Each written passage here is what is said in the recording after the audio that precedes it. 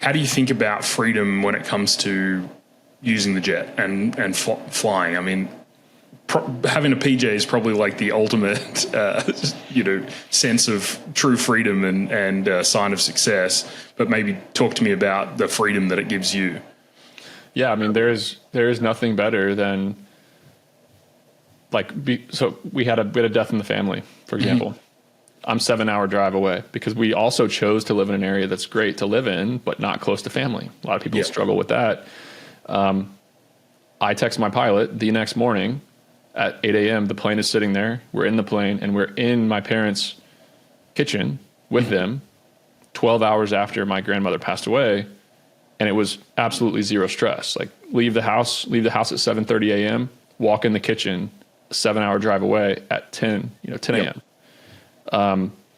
That's just it's a time machine, really. Like I literally would have had to either drive to Atlanta, which is 2 hours, wait an hour, get on the plane, fly for an hour, get off the plane, drive an hour and a half to my home farm in Southern Indiana to be with my family. So it's totally unbelievable. Same goes for business. Like we need to see a property to make a deal with an owner. We're there. We can be there like right away. We need to close an executive hire and they're in Houston and our team's in Houston. We can get on the plane and we can be there by not like 2 p.m. Or get up at 4 a.m. Like we get up at our normal time, take our kids to school, and we're walking in the board meeting in Houston at 10 a.m. Yeah. Unbelievable freedom.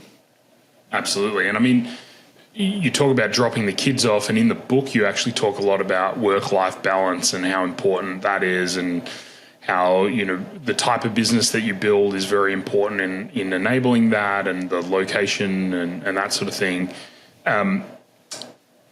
Talk to me about kind of other experiences where aviation has allowed you to have a much better work-life balance.